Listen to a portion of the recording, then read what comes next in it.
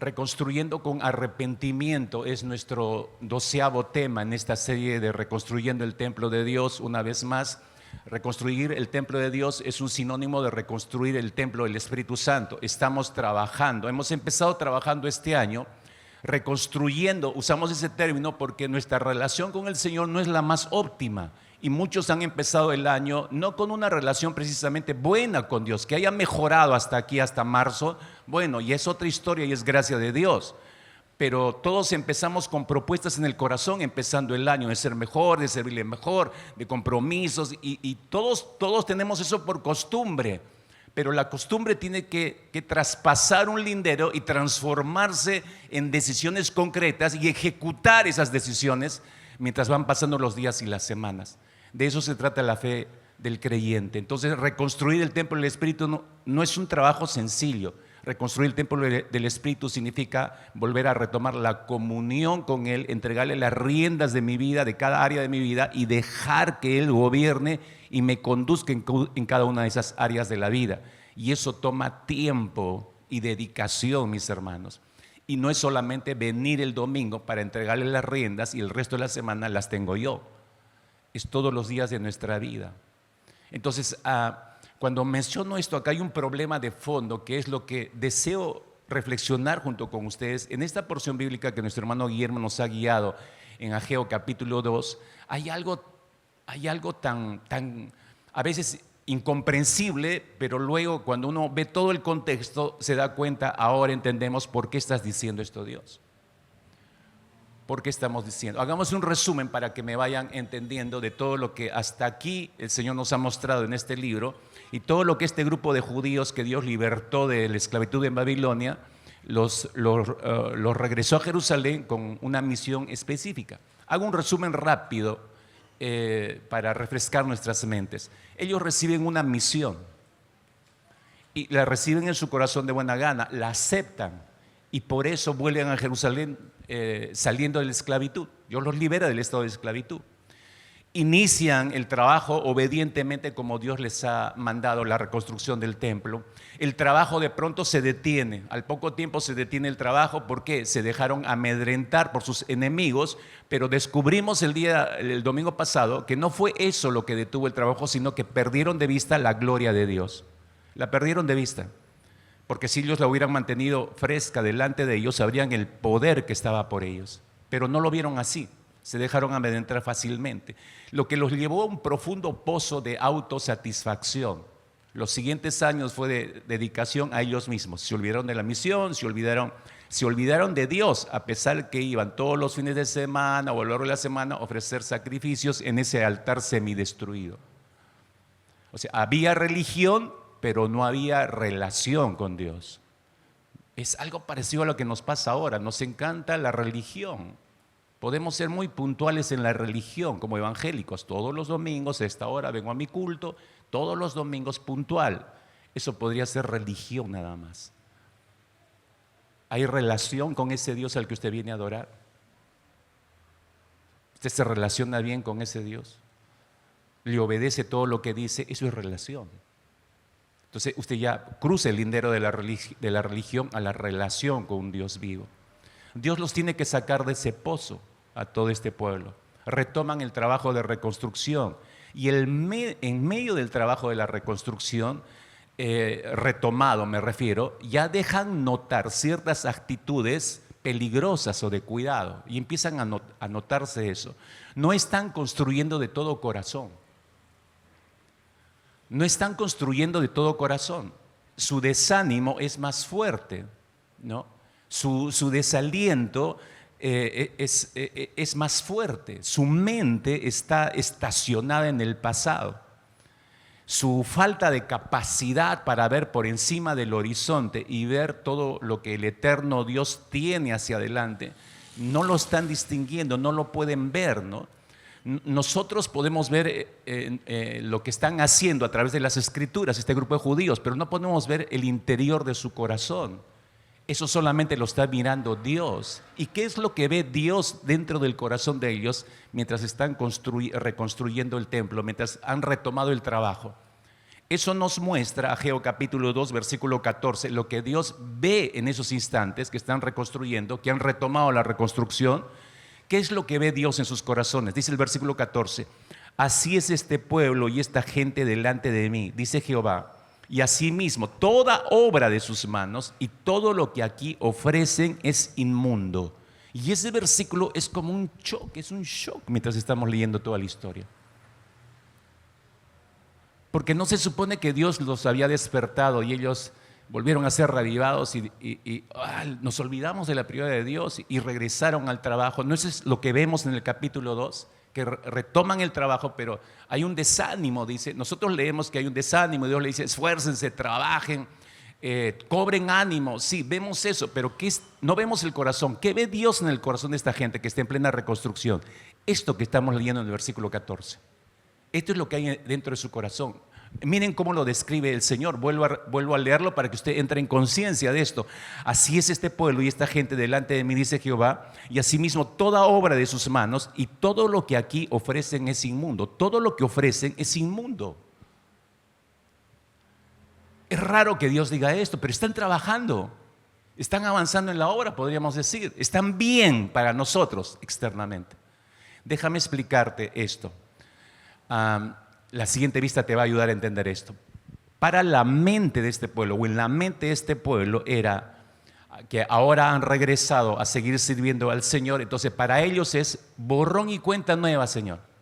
¿Cómo nos encanta a nosotros esa frase? Borrón y cuenta nueva, Señor. Aquí estamos de regreso a tu templo, estamos sirviendo, sigamos para adelante. Eso hay en la mente de ellos, pero en la mente de Dios, según Ageo 2.14, no hay eso precisamente. Dios está diciendo, no veo arrepentimiento. Es cierto, han regresado a mi templo, es cierto, están sirviendo, están volviendo a trabajar, es cierto eso externamente, pero no veo cambio de actitud hacia mí ni hacia la obra que les he encomendado. O sea, están trabajando para el Señor, pero no ha habido un cambio de corazón, no ha habido un cambio de actitud. Ahora, si observamos cuidadosamente, porque esto es de mente a mente, esto es lo que piensa Dios y esto es lo que ellos tienen en su mente, ¿no? Si observamos cuidadosamente, este pueblo solo ha cambiado de actividad externa. Dese cuenta de esto, por favor. Lo único que estamos viendo acá, este pueblo solo ha cambiado su conducta externa. Pero la raíz de lo que los ha llevado a pecar contra Dios y parar el trabajo y autosatisfacerse por varios años, esa raíz ahí sigue. No han cambiado de actitud. El pecado que los llevó a apartarse de Dios por varios años continúa ahí en lo profundo de su corazón. Recordemos que Dios, necesito que recordemos esto, mis hermanos, no ve tanto lo que hacemos para Él. Escúcheme con cuidado, por favor, iglesia, todos los que están sirviendo. Dios no ve tanto lo que hacemos para Él, sino lo que Él ve, lo que más le interesa es la conducta interna de tu corazón. ¿Qué es lo que hay en tu corazón? Es decir, tu sentir, tu motivación, tus afectos. ¿Qué hay en tu corazón que te está llevando a hacer lo que estás haciendo externamente? En el caso de este pueblo, regreso a Ageo 2.14, no está viendo un buen sentir, no hay una buena motivación, no hay un buen afecto, pero están trabajando para Dios. Es que acá para nuestra mente es, no, pero estoy sirviendo al Señor, todo está bien. No, todo está bien. Servir al Señor no significa que todo está bien, hermanos. No necesariamente. Mis hermanos, el asunto no solamente, anote esto con cuidado, por favor, esto tienes que masticarlo despacio. El asunto no es solamente volver a retomar la vida de congregación para los que la han dejado de tener o retomar el servicio al Señor si has dejado de servir al Señor. Repito, no es asunto solo de retomar la congregación y retomar el servicio. La reconstrucción del espíritu, del templo del Espíritu de Dios tiene que ver mucho más con el cambio de actitud, con el cambio de mente y el cambio de actitud para servir al Señor. Y el cambio de actitud empieza, iglesia, con un verdadero arrepentimiento. Si no hay un verdadero arrepentimiento, significa que no ha habido un cambio de actitud y mi mente sigue igual. Puede estar haciendo 1000 cosas maravillosas para Dios, pero no le interesa a Dios. Al parecer este pueblo había enrumbado sus vidas, al parecer había ya entendido la prioridad es la reconstrucción y regresaron al trabajo, sí, del templo. Esta es nuestra prioridad número uno, ok, volvieron a retomar eso en mente, está bien, aparentemente parecía que todo estaba bien hasta aquí, hasta que llegamos a Ageo capítulo 2, versículo 10 y nos damos cuenta que no todas las cosas estaban bien. Porque viene la palabra del Señor y cuando Dios empieza a hablar, acá hay algo que no está bien y lo aclara en el versículo 11, ¿no?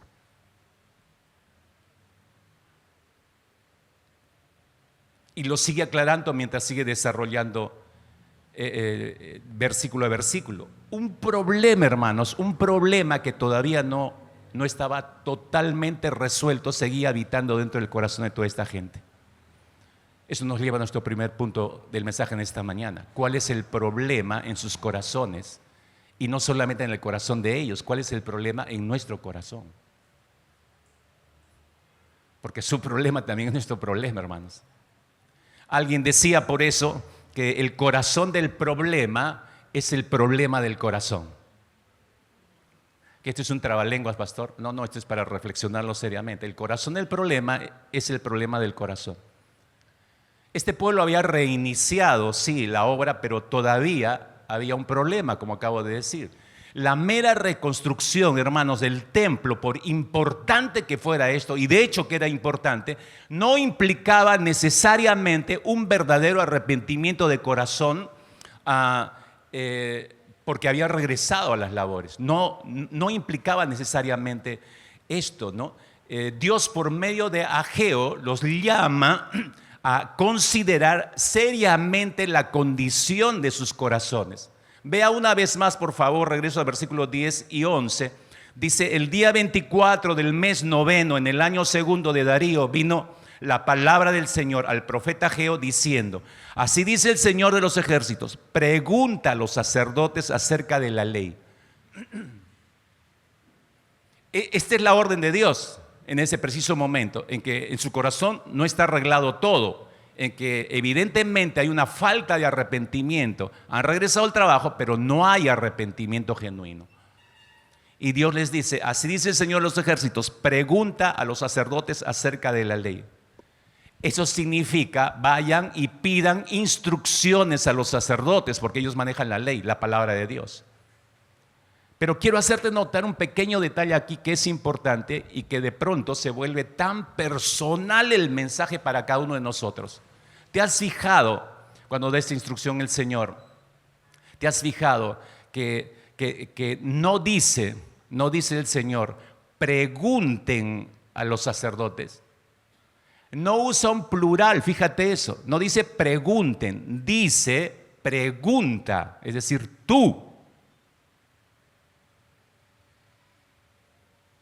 No usa un plural, insisto, está usando un singular. Esto es lo que transforma este mensaje que está dando el Señor, lo transforma en un mensaje muy personal. A ti, miembro de la Alianza Cristiana y Misionera en San Juan de Miraflores, en otras palabras, a ti te está hablando el Señor. Pide instrucciones a Dios. Pide instrucciones a Dios. Versículo 12. Si alguno lleva carne consagrada, y el Señor propone un ejemplo. Detrás de ese ejemplo hay una enseñanza profunda. Si alguno lleva carne consagrada en la falda de su vestidura, entonces ellos tenían túnica y llevaban como un mandil encima y doblaban el mandil y dentro hacían como una bolsa y ahí cargaban. Eso hasta ahora lo vemos en varios lugares, ¿no? Si alguno lleva carne consagrada en la falda de su vestidura y toca con su falda pan, alimento cocido, vino, aceite o cualquier otro alimento, pregunta el Señor, ¿quedará santificada, consagrada? Y los sacerdotes respondieron y dijeron, no. Versículo 13. Y dijo Ageo, y si alguno, segundo ejemplo, si alguno inmundo por el contacto con un cadáver, esto era una ley levítica, toca cualquiera de estas cosas, los alimentos que ha mencionado en el primer ejemplo, quedará inmunda. Respondieron los sacerdotes y dijeron, sí, quedará inmunda. Déjame explicarte esto para que veas y entiendas bien el ejemplo que está proponiendo el Señor acá. En el Antiguo Testamento, los sacerdotes tenían la inmensa responsabilidad de instruir al pueblo, a todo el pueblo, sobre los diversos aspectos morales, civiles y ceremoniales de la ley de Dios. Dios la daba y ellos la explicaban, le enseñaban explicándola. Así que Dios le ordena al pueblo que consulten a los sacerdotes sobre las implicaciones de algunas leyes relacionadas con la impureza ceremonial. Sobre todo en el libro de Levíticos usted encuentra una serie de mandatos de parte del Señor a cuidarse de la impureza ceremonial. Ahora, yo entiendo, hermanos, y yo sé perfectamente que nosotros, el día de hoy, 2024, no estamos familiarizados, y suena extraña esta terminología a nosotros, porque tú y yo no solemos pensar, los cristianos de hoy, en este tipo de categorías de puro, impuro. No usamos generalmente esos términos, ceremonialmente hablando, menos no usamos esos términos. Tú y yo podemos ir a un funeral, y si esa persona es una persona muy amada, tú te puedes acercar al féretro, tocar el cadáver, abrazar incluso todo el féretro, y eso no nos vuelve impuros ceremonialmente hablando. Ni siquiera hay en nuestra mente eso, ni siquiera lo concebimos de esa manera. Es alguien que amé y lo abrazo, entro en contacto con el cadáver incluso, pero no me considero un impuro ceremonial. Nosotros en este tiempo. Pero en este tiempo, en el Antiguo Testamento, cuando un judío tocaba un cadáver, cuando cualquier judío tocaba un cadáver, cuando un judío tocaba algo inmundo, en sus términos, quedaba ceremonialmente impuro. Y eso quiere decir, o quería decir, que por un tiempo, por un relativo tiempo, ese judío no podía participar libremente del culto público en el templo, porque se había contaminado. Entonces no podía aparecer públicamente y participar como si nada en el templo, en el culto público. Estaba prohibido por la ley. Esa es la idea de la impureza ceremonial en el Antiguo Testamento y de acuerdo a la ley levítica.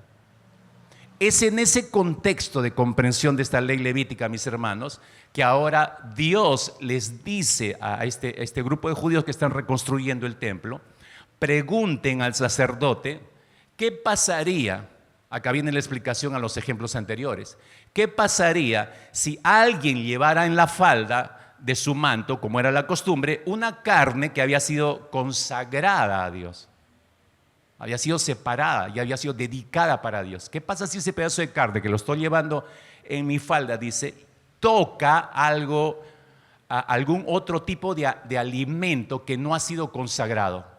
Como por ejemplo pan, aceite, vino u otro pedazo de carne, pero que no ha sido consagrado. Este pedazo de carne está consagrado y si toca o roza algo que no ha sido consagrado, ese es el ejemplo, le pregunta el Señor, ¿eso haría que este otro alimento, es decir, el alimento consagrado, ha tenido contacto con uno no consagrado? Y pregunta, ¿este alimento no consagrado, por el contacto con este alimento consagrado, queda consagrado, queda santificado estos alimentos? Por eso es que los sacerdotes dicen, no, dice, no, eso no se pega, la consagración no se pega. Esa es la respuesta de los sacerdotes. Entonces Dios pone la situación al revés, el segundo ejemplo. Pero ¿qué pasa? Dice el Señor, pregunta, si alguien en estado de impureza ceremonial, ¿no? Entonces, una persona, un judío que ha tenido contacto con algo inmundo, un cadáver, por ejemplo, tal vez por haber tocado un cadáver, de pronto esta persona que ha tocado ese cadáver toca cualquiera de estas cosas. Otra vez, pan, aceite o cualquier alimento. Entonces pregunta el Señor, ¿ese alimento quedaría inmundo? Y los sacerdotes responden correctamente y dicen, en ese caso, sí queda inmundo. No sé si estás entendiendo, mis hermanos. Te lo digo despacito porque tú has dormido toda la noche, ¿no? Como bebé, ¿no? y tu cerebrito está ultra descansado y puedes pensar claramente en los dos ejemplos. ¿Están entendiendo, mis hermanos? Denme señal de vida, por favor, en este lugar. Entonces son dos ejemplos interesantes. Pero el principio, en todo caso, ¿qué es lo que quiere enseñar el Señor detrás de todo esto? El principio, mis hermanos, que está detrás de estas leyes ceremoniales es muy simple. Es muy simple. Este es el principio, hermanos. La santidad, anota bien y entiéndelo, la santidad no se pega, pero la impureza es altamente contagiosa. La santidad no se pega, hermanos, pero la impureza es altamente contagiosa. Es increíble en la práctica, en la vida práctica, que las cosas malas se pegan rapidísimo, pero por las cosas buenas ni caso le hacen, ¿sí o no? Piensa en tu hijo, en tu hija, ¿qué se le pega más rápido? Lo malo, pues. Lo bueno se le pega, qué complicado. No. Lo malo rápidamente lo aprende.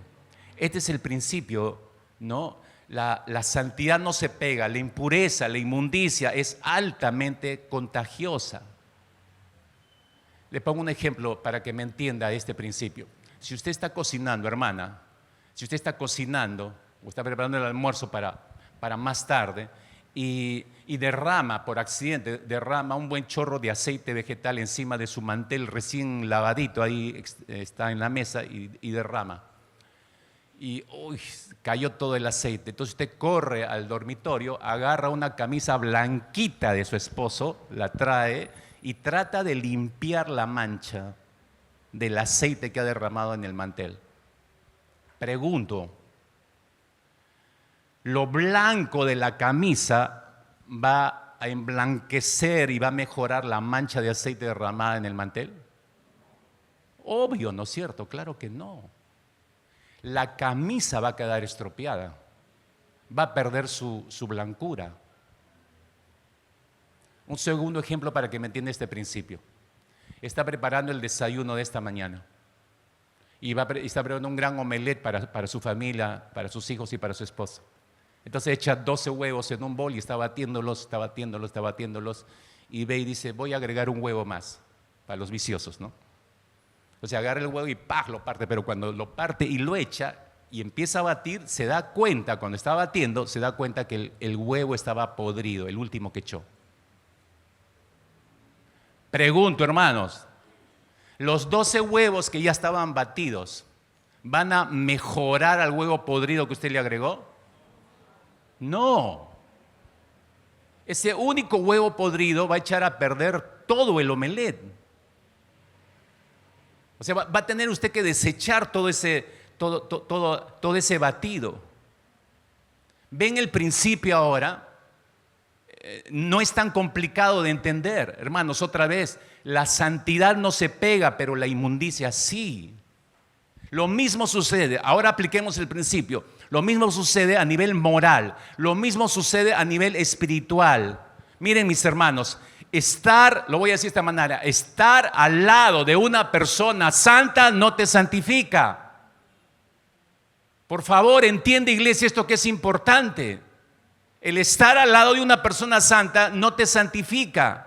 Y tú puedes pasarte 25, 30 años de tu vida sentándote al lado de esa persona santa, correcta, íntegra, y eso automáticamente no te santifica, no te consagra a Dios.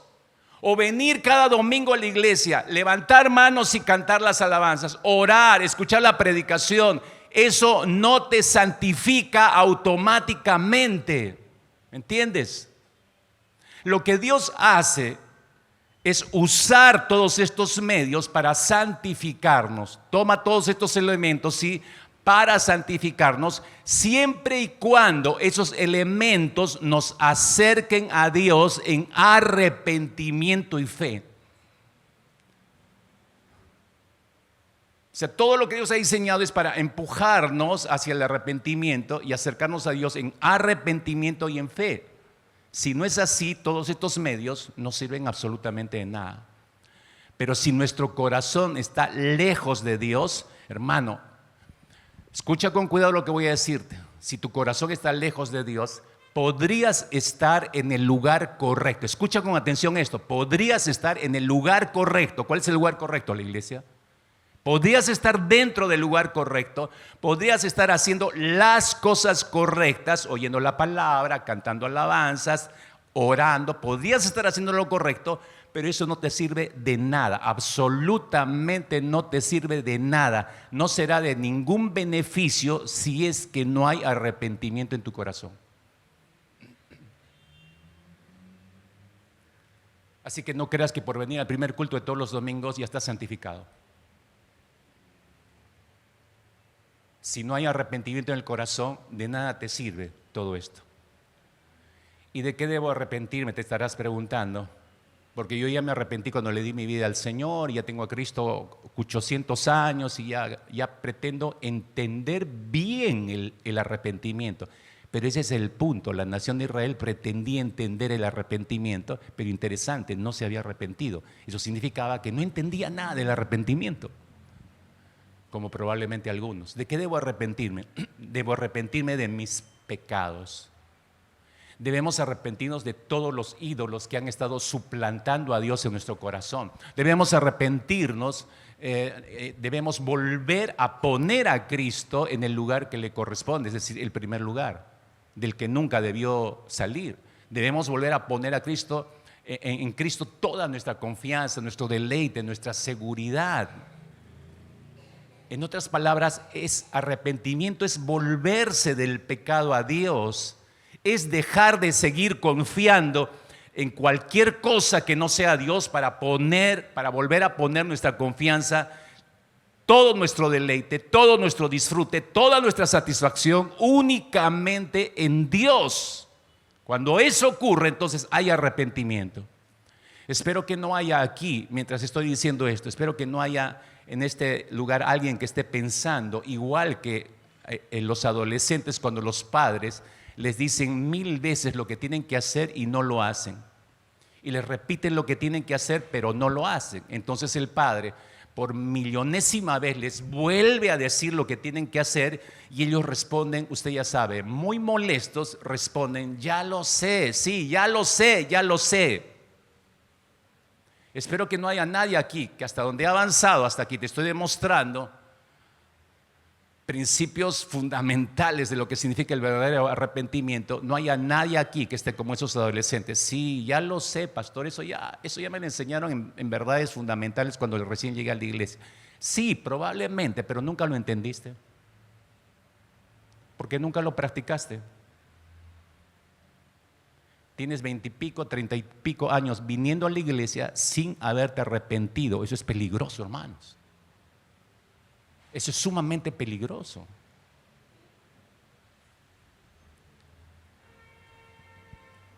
Por eso voy a tomar prestadas las palabras del apóstol Pedro, 2 de Pedro, capítulo 1, versículo 12, para aquellos que están pensando, sí, ya lo sé, pastor, ya lo sé. Bueno, siempre estaré listo para recordaros estas cosas, aunque vosotros ya las sabéis y habéis sido confirmados en la verdad que está presente en vosotros, para recordaros estas cosas, aunque vosotros ya las sabéis. Te tengo que volver a recordarlas. Es mi misión, así te incomode, así te moleste, así, pero ya sepa, dígame algo más, algo así misterioso. Yo venía a escuchar algo misterioso, algo nuevo. No, es que no te puedo abrir algún misterio de parte del Señor mientras no entiendes lo básico, ¿no? Regresando a este pueblo que está reconstruyendo, al ver la manera como están manejando las cosas este grupo de judíos no arrepentidos, porque ya nos damos cuenta, es un grupo no arrepentido de corazón, nos obliga, mis hermanos, a preguntarnos ¿por qué no se arrepintieron de corazón? ¿Por qué es que no se arrepintieron de corazón? O son unos tremendos hipócritas, mis hermanos, delante de Dios, están aparentando que todo está bien, o no entienden lo que es el verdadero arrepentimiento. Me inclino a pensar que es lo segundo. No entienden realmente lo que es el arrepentimiento. Y puede que esto mismo esté ocurriendo en el corazón de más de uno en esta mañana, en este lugar, mientras me esté escuchando. No importa que tengas 40 años en la fe, no importa que estés sirviendo en un ministerio, no importa. Es algo que no entendiste y por eso no has procedido a un auténtico arrepentimiento, mis hermanos. Crees, como tienes la mentalidad de este pueblo, estás sirviendo al Señor y cree que todo está bien, no hay que mover nada, todo está bien. Y de pronto aparece el Espíritu en esta mañana y te remueve todo el cerebro y te dice, no estás arrepentido. ¿De qué me estás hablando? Le dices al Espíritu. ¿De qué me estás hablando? ¿Qué es un verdadero arrepentimiento, mis hermanos? Una de las cosas que me llaman la atención, una de las cosas que me llama poderosamente la atención es que Dios, a este pueblo, haciendo un recuento, capítulo 1, Dios los despierta de su letargo del pecado, les vuelve a dar visión, ¿no es cierto? Eso hasta aquí lo hemos ido leyendo. Los despierta, les vuelve a dar una visión. Ellos simplemente regresan al trabajo, pero no leo, no sé si tú, no leo capítulo 1, hemos avanzado hasta el versículo 9 del capítulo 2, pero ellos han regresado al trabajo, pero no leo, hermanos, lo he releído, no sé, 200 veces creo, pero no leo por ningún lado que este pueblo se acercara a Dios, después de que Dios los despertó, se acercaran a Dios con un corazón quebrado, humillados, a pedir perdón, literalmente a pedir perdón a Dios por haberse rebelado contra Él y haberse apartado de Dios por muchísimos años. No leo por ningún lado ese episodio, ¿no? Y que hayan admitido sus otros ídolos y que hayan admitido que su yo se levantó contra Dios y por eso abandonaron el trabajo por muchos años y no les interesó que el templo estuviera destruido. No hay una admisión por ningún lado, no la veo. Eso me hizo reflexionar en lo siguiente, mis hermanos, que muchas veces podemos nosotros regresar hacia el Señor. Creemos que con regresar a la iglesia, creemos que con retomar no solamente la congregación, retomar la relación con los hermanos en la fe, o volver a asistir a los cultos de una congregación, o volver a involucrarme en una célula, o como nosotros la llamamos en grupos de encuentro y multiplicación, volver a las actividades de una iglesia, ya está todo bien. Creemos que haciendo eso ya todo está bien. Pero, ahí viene el pero, reinsertarse a la vida de la iglesia, mis hermanos, a la iglesia del Señor, porque no es nuestra iglesia, reinsertarse a la iglesia del Señor no significa necesariamente que la persona se haya arrepentido. Regresar al fuero de una congregación no significa necesariamente que esa persona se haya arrepentido de sus pecados que le llevaron a apartarse de la comunión con Dios y de la comunión con la iglesia de Dios. Para comprender esta falta de entendimiento que tenía el pueblo de Israel, mis hermanos, en cuanto al arrepentimiento, necesitamos analizar esa experiencia a la luz de la experiencia del hijo pródigo. Lucas capítulo 15, y vas a tener que buscarlo en tu Biblia. Lucas capítulo 15. Una historia que tú o la gran mayoría la conoce bien, no digo perfectamente, la conoce bien. Y porque la conoces bien vas a poder ir rápidamente en tu mente, vas a poder hilar todas las observaciones. Iglesia, meditemos sobre nuestro propio proceso de arrepentimiento en los siguientes minutos. Te invito seriamente a reflexionar en tu propio procedimiento de arrepentimiento. Y te suplico algo más, hermanos. Ayuda a los que están a tus costados. Fíjate, si alguien no tiene una Biblia, ¿no es cierto? O puede tener un problema de visión o un problema de autosuficiencia. Yo no cargo Biblia, yo escucho y acá todo lo almaceno, me dice.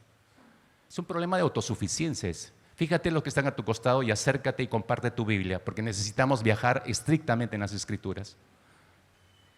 Meditemos en nuestro proceso de arrepentimiento.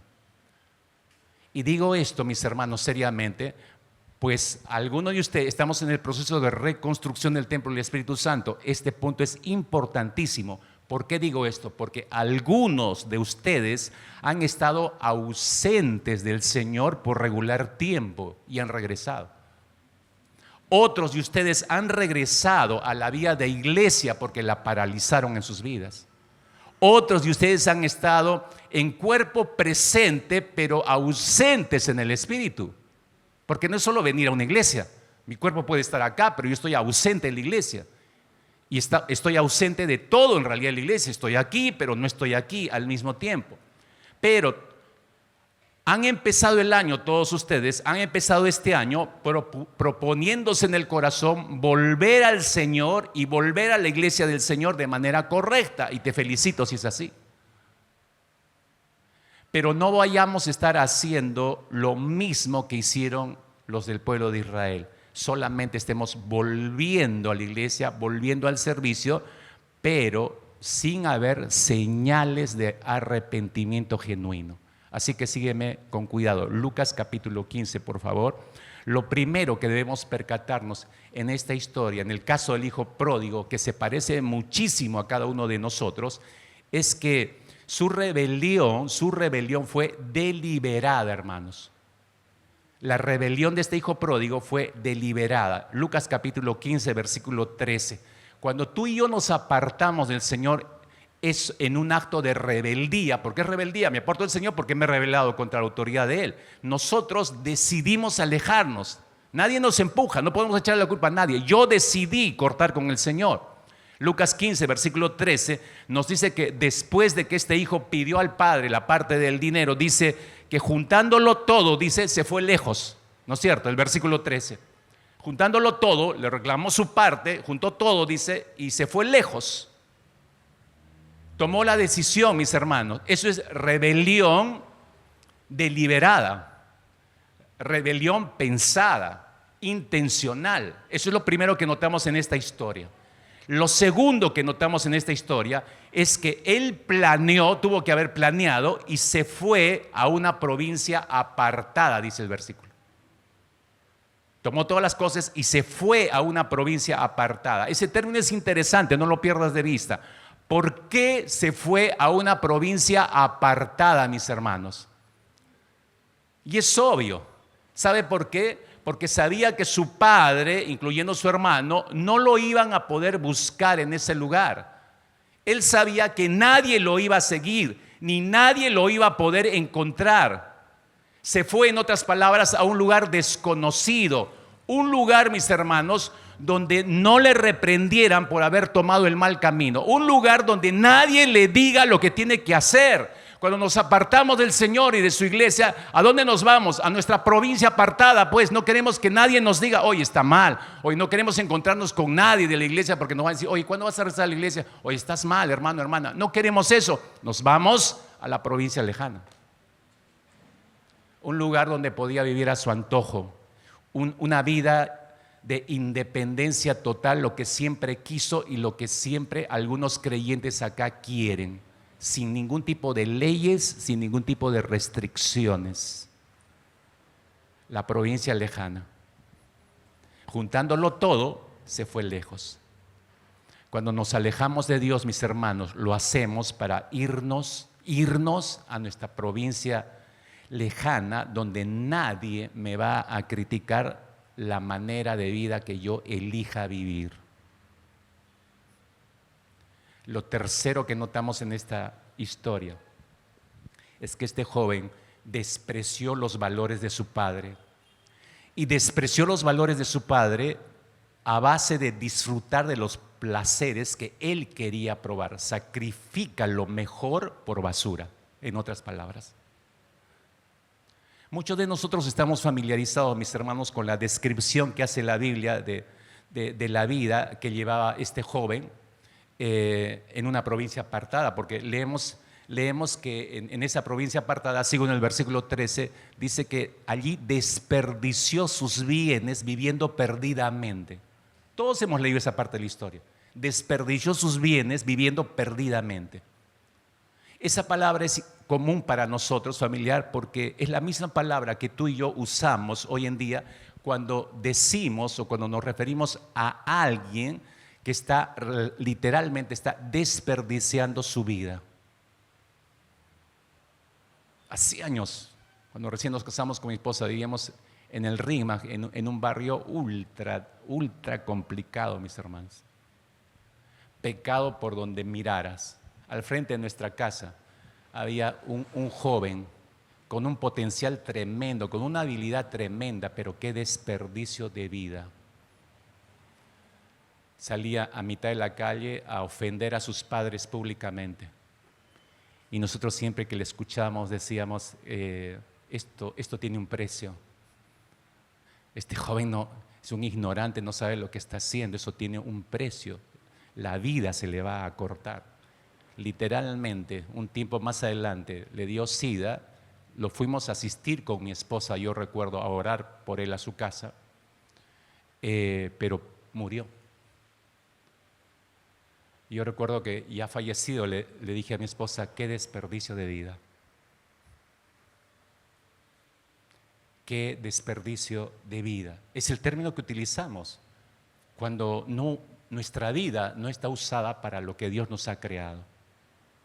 Lo cuarto que vemos en esta historia es que en la provincia apartada leemos desperdició todo lo que su padre le había dado. De la misma manera, mis hermanos, nosotros en nuestra propia provincia apartada, cuando nos alejamos del Señor, ¿qué hacemos? Desperdiciamos. ¿Qué desperdiciamos? Desperdiciamos nuestra mente, desperdiciamos nuestras fuerzas, desperdiciamos los recursos que Dios nos ha dado, invertimos mal lo que Dios nos ha dado para bendecir al mundo y extender su reino.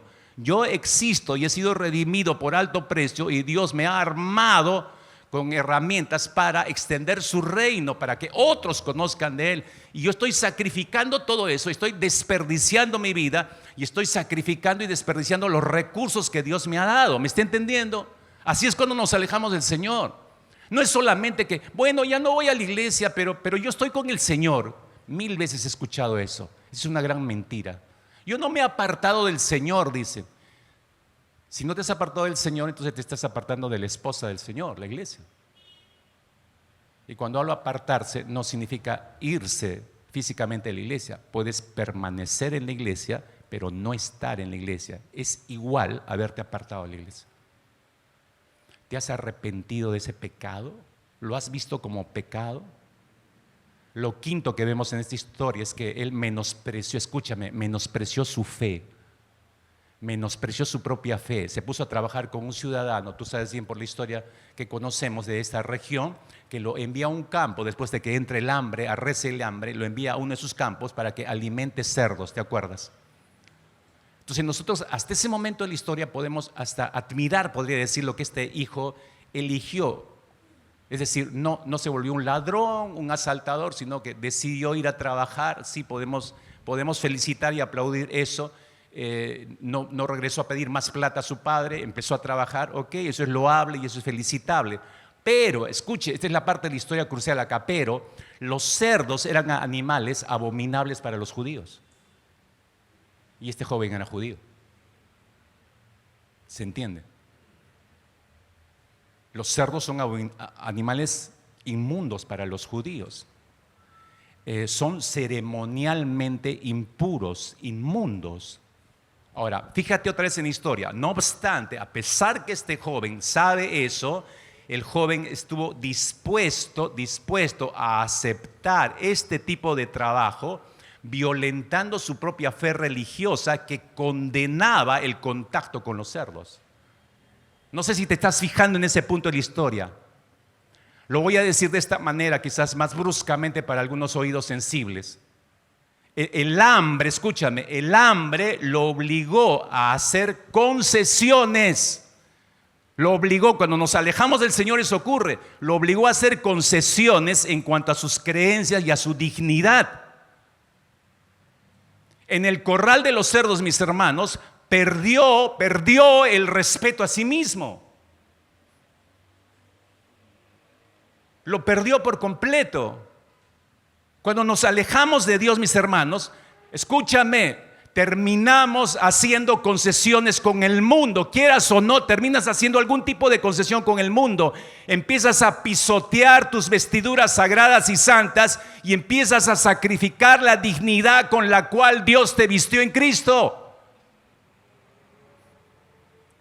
Entonces te das cuenta, no es asunto de que me fui un momento de la iglesia, no, pero no estuve lejos del Señor, ¿no es cierto? Ahora entiende por qué es importantísimo el arrepentimiento cuando pretendemos volver al Señor y volver a la iglesia. Lo va entendiendo, se le va aclarando el panorama. Porque si nos hemos apartado de Dios y hemos experimentado todo esto que estamos viendo en pantalla, y de hecho que lo has experimentado, y de hecho que ha sido mucho más que esto, y quizás cosas mucho más terribles has experimentado. Entonces, entendiendo en este contexto esto, no es asunto solo de regresar a la casa de Abba Padre y ya estoy de vuelta a Abba Padre. No, primero debo arrepentirme. Antes de pretender volver a la comunión con Dios y su iglesia, primero tengo que arrepentirme. Lo que leemos enseguida en la historia, estoy en Lucas 15, versículo 17, es que el hijo rebelde hizo probablemente lo que nunca había hecho en su vida, fue lo único cuerdo que hizo por primera vez en su vida. Y dice literalmente el verso 17, volviendo en sí. Esa frase le da un giro a la historia. No total, pero le da un primer giro. Volviendo en sí. Escúcheme, esas palabras son profundísimas aquí.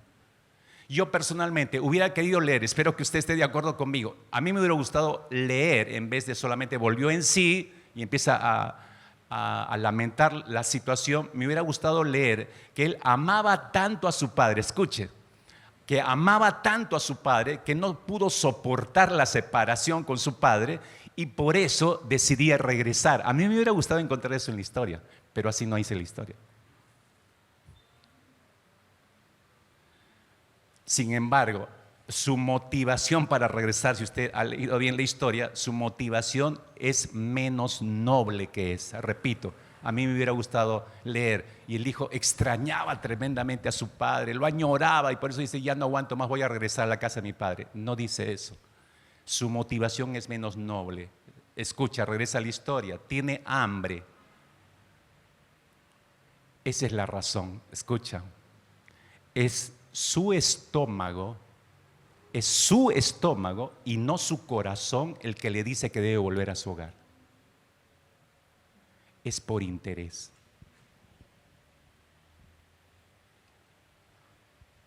Sí, yo sé todo lo que hay en la iglesia y lo que hice y yo añoro todo eso, sí. Voy a regresar por lo que extraño, interesada. Tú no estás regresando por el Señor. Extrañas lo que el Señor hacía a través de ti, pero no lo extrañas a Él.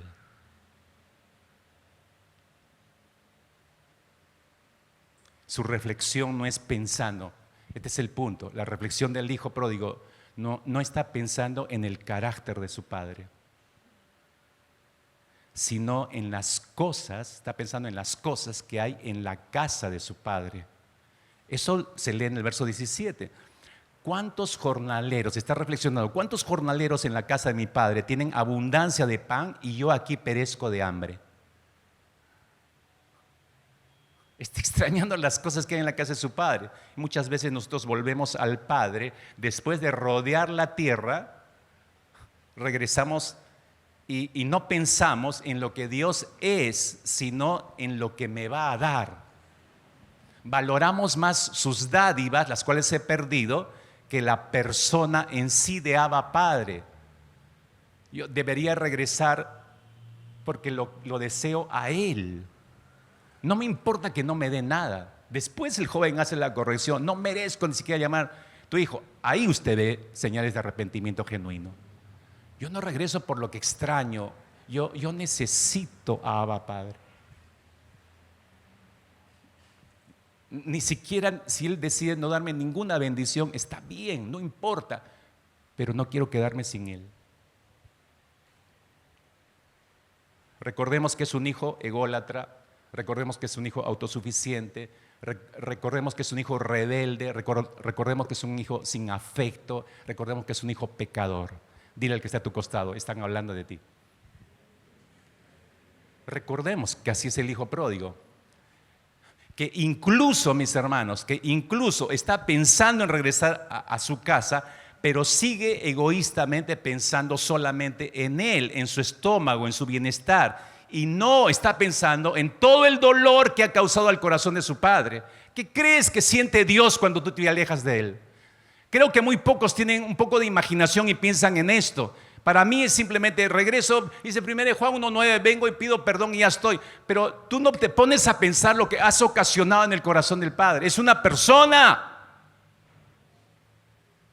No piensas lo que hemos ocasionado al Espíritu Santo. Es una persona, siente, es sensible, por eso se entristece. No solemos pensar en eso. Este hijo no está pensando en nada de eso. Pero de pronto lo que tú y yo podemos censurar mucho aquí, a este punto de la historia, hay un quiebre en el versículo 18, hay un quiebre en la historia. Ocurre algo sobrenatural en la mente y en el corazón de este hijo egoísta, egocentrista. Hay un quiebre en la historia. Verso 18 dice, me levantaré, iré a mi padre. Mira, me levantaré, iré a mi padre y le diré, Padre, he pecado contra el cielo y contra ti. Aquí manifiesta un verdadero arrepentimiento. Aquí se produjo el arrepentimiento. En ese instante ya no está pensando en él, está pensando en el Padre. Ese momento es clave, mis hermanos, en la historia, porque admite lo mal que ha actuado, admite que ha lapidado el dinero de su padre, ha lapidado su dignidad. En otras palabras, voy a ir y le voy a decir, Padre, eché a perder todo, lo eché a perder todo. Y no me había dado cuenta que lo había hecho, echar a perder todo, eché a perder nuestra relación, te dañé, quebré tu corazón, Padre. Está empezando a pensar cuerdamente ahora. ¿Te das cuenta? No trata de justificarse, no echa la culpa a la sociedad que así me hicieron o a sus amigos me engañaron y me quitaron el dinero. No, está admitiendo abiertamente, está admitiendo su culpa. Entonces capte esto, por favor, que es importante en este momento de este relato. Capte esto. Este hijo pródigo regresa a su padre. Este hijo regresa a su padre. No a la casa del padre, regresa a su padre, regresa a su Abba Padre, no regresa a la casa, regresa al Padre. ¿Vas entendiendo, hermano, hermana? Que cuando nos hemos alejado de Dios no es asunto de volver por volver, sino debe haber arrepentimiento genuino de la vida de pecado que yo he generado, y debo volver primero a la comunión con la persona del Padre. Primero debo regresar a la comunión con la persona del Padre y luego entrar a la comunión con la casa del Padre, la iglesia. Ese orden claramente lo podemos ver en el versículo 20 y 21. Y levantándose vino a su padre. No dice y regresó a su casa. No, dice vino a su padre. Y cuando aún estaba lejos, lo vio el padre. Entiende ahora la actitud del padre. Lo vio el padre, fue movido a misericordia. Corrió el padre, se echó sobre su cuello, le besó y el hijo le dijo, Padre, he pecado contra el cielo y contra ti y ya no soy digno de ser llamado tu hijo. Está auténticamente arrepentido, está hablando con el padre, está viendo el dolor del padre, está entendiendo el dolor del padre y por eso le dice, no merezco ni siquiera llamar tu hijo, eché a perder las cosas, Padre. Pero date cuenta, ¿dónde ocurre todo eso? Fuera de la casa del Padre, a campo abierto. Es algo entre el Padre y el Hijo nada más. Ese abrazo del Padre, ese beso, esa misericordia del Padre es afuera. Esa confesión del Hijo, ese sentimiento de indignidad del Hijo que revela su humillación y su arrepentimiento genuino, todo es a campo abierto, es afuera, fuera de la casa. Todo es a solas entre el Padre y el Hijo. Y luego que ocurre esto, recién el padre lo lleva al interior de la casa. Es una especie de, ok, hijo, lo arreglamos aquí, ahora regresa a la comunión del hogar. ¿Te das cuenta del orden? Pero hay algo más grande y maravilloso que nos muestra esta historia, y es lo que el padre hace con los hijos arrepentidos. Sígueme, versículo 22. Fue el padre que le dijo a los siervos: sacad el mejor vestido, vestidle, ponerle un anillo en su mano y calzado en sus pies. Entiendan algo, el hijo pródigo no puede hacer absolutamente nada con respecto a la condición de él como pecador, si te das cuenta. El hijo pródigo ha estropeado todo. Él no puede cambiar sus ropas viles. Él no puede quitarse la vileza de su corazón por él mismo. Él no puede cambiar la miseria de su alma pecadora. Absolutamente no está en el poder de él. Él no puede hacer nada de estas cosas, pero el Abba Padre sí. Y eso es lo que lees en la historia. Dios sí puede hacerlo, ¿te das cuenta? No es el hijo el que se despoja de sus vestidos andrajosos, sino es el padre el que manda que se los cambien, que se los quiten. Hermano, hermana, tú no puedes quitarte de encima tu vileza. Necesito recordarte que tú por ti mismo, en tus fuerzas, no puedes quitarte de encima tu pecado. Tú que has vagado por el mundo, tú que has regresado al foro de la iglesia, tú que al principio de año dijiste: ahora sí va en serio, Señor, ahora regreso a ti, regreso a la comunión contigo, regreso a la comunión de la iglesia. Tú que vagaste por un tiempo, quién sabe dónde, no puedes limpiar tu vida y ninguno de tus pecados con los cuales has ofendido a Dios en tus propias fuerzas. No puedes. Y te recuerdo que como el hijo pródigo lo echaste a perder la gracia que recibiste de Dios. Pisoteaste la vestidura de dignidad que te dio un día Cristo.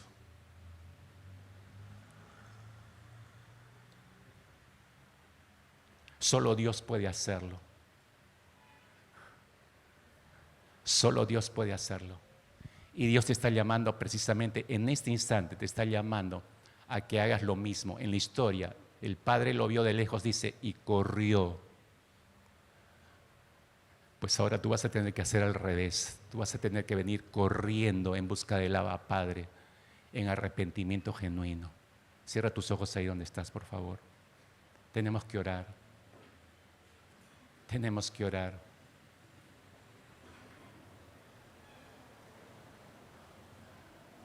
Ahora, no digo que literalmente tengas que hacerlo. No sé aquí cuántos desde principios de año se reconectaron con esta iglesia, o vinieron de otra congregación, o regresaron a esta congregación.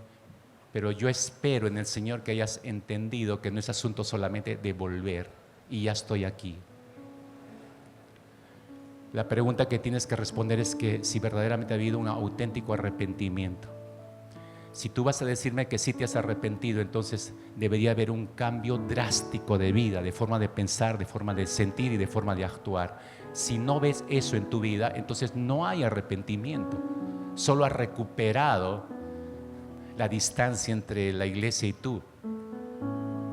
Y Dios te está llamando en este instante a que corras a Abba Padre, porque solamente Él puede quitarte las vestiduras viles. Solo Él puede revestirte de su justicia, solo Él y nada más que Él. La pregunta es si tú quieres eso. Hasta me siento fuera de foco al preguntarte si quieres. Al hijo no le preguntaron si quieres. Él caminó de regreso inmediatamente a la casa de su padre y el padre salió al encuentro de él. Dios hace rato salió al encuentro de tu vida. La pregunta es si tú vas a ir al encuentro de Él. Todos aquellos que realmente quieran en arrepentimiento acercarse y abrazarse al Abba Padre y decirle: Señor, aquí estoy en completo arrepentimiento, cambia mi vileza, Señor, limpia y perdona toda la vileza de mi pecado que me ha llevado a apartarme, irme, que me ha hecho creer que puedo regresar a la iglesia sin arrepentimiento genuino. Por todo eso tienes que pedirle perdón a Dios. Si es así, entre comillas, corre y ponte de pie y abrázate del Padre ahora, en este instante, hermanos, para poder orar por tu vida ahí en el lugar donde estás. Y si tienes que salir y venir hasta acá adelante, está bien, corre a los brazos del Abba Padre. Señor, de hecho que cada uno de nosotros estamos analizando en nuestras mentes lo oído, estamos repensando todo lo escuchado y aún evaluando si verdaderamente nuestras vidas son un reflejo de un arrepentimiento genuino, Señor. Quizás nosotros creemos porque no tenemos problemas y aparentemente hay una tranquilidad en nuestras vidas, todo está bien, pero si no ha habido arrepentimiento, nada está bien, Señor. Tú ves el corazón de estas personas que están de pie, Señor, porque tú conoces perfectamente el interior de ellos y de ellas. Tú no tienes necesidad de que nadie te dé testimonio de ellos o de ellas, porque tú sabes con qué anhelo están desde sus lugares, corriendo hacia ti desesperadamente, abrazándose de ti, Señor, porque reconocen la vileza de sus vestiduras y saben que no pueden seguir así. No pueden seguir sirviéndote así, no pueden seguir congregándose así, no pueden tener expectativas de avanzar en la vida de la congregación sin arrepentimiento genuino. Señor, he aquí estas vidas. Oro que realmente estén arrepentidas, que ahora haya un auténtico arrepentimiento, Señor. Que esto no sea un episodio más actuado en sus vidas, que sea el producto realmente de que te entendieron en esta mañana, que entendieron tu palabra y que están dispuestos, Señor, para ti. Gracias, buen Dios, por salir al encuentro de estos hijos, estas hijas tuyas, Señor. El testimonio de vida darán crédito a lo que están recibiendo en esta mañana. Si están recibiendo vestiduras de justicia, si están saliendo de este lugar revestidos de Cristo una vez más, entonces su testimonio de vida será visto por toda una congregación. Todos sabremos que ha habido un cambio drástico en sus vidas, Señor, por arrepentimiento. Gracias, Padre, por estas vidas, las cuales encomendamos en tus preciosas manos, en el nombre precioso de Cristo Jesús, Señor nuestro. Amén.